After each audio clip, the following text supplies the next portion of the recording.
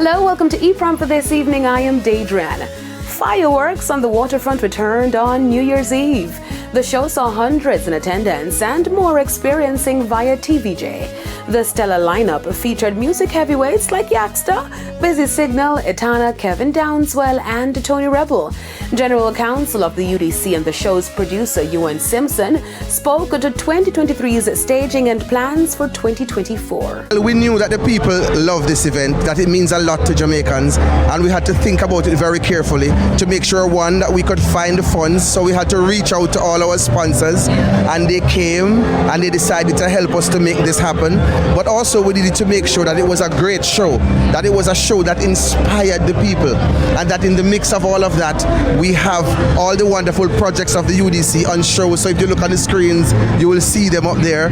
So because we want Jamaicans to understand that things are happening and that their country is in good hands, we're going to have a revamped fireworks show for sure. The orientation of it is going to be a little different. You might be able to look out on the water to see the show. I mean, that's the kind of idea. Tony Rebel, who is in full prep for Rebel Salute on the 21st of this month, gave his encouragement to dancehall acts to do more dance-centric music. It's just the lyrical content.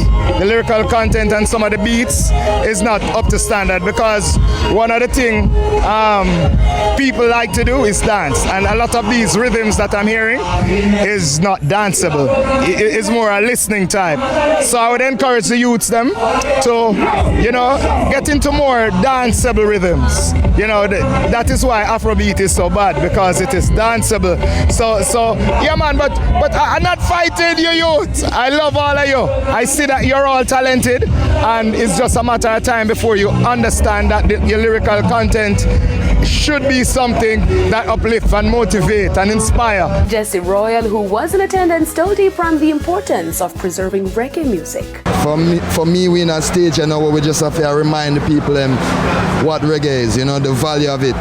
It's nice to have an orange juice in the back. Don't forget the orange on the tree, because that is the origin of what it is. Jesse added his view on the new dancehall sound.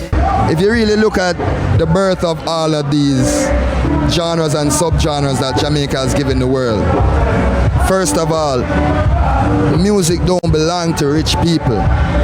Rich people benefit from it, but music are the voice of the poor. Poor people are going to express themselves in the way they see fit. He gave us a peek into upcoming reggae singles for 2023. There's a whole heap of sweet music in the vault them. We are getting ready for release. Myself, Prota, Leela, Kabaka, Kran, Kez, Dre Island, Janine, Kelissa, everybody have a lot of dope music. Rasai them, Black Hero them, Royal Blue them, like the younger generation, tessellated them.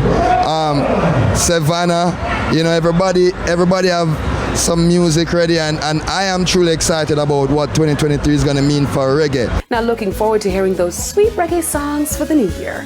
I'm Daedran reporting for E-Prime. Thank you for watching.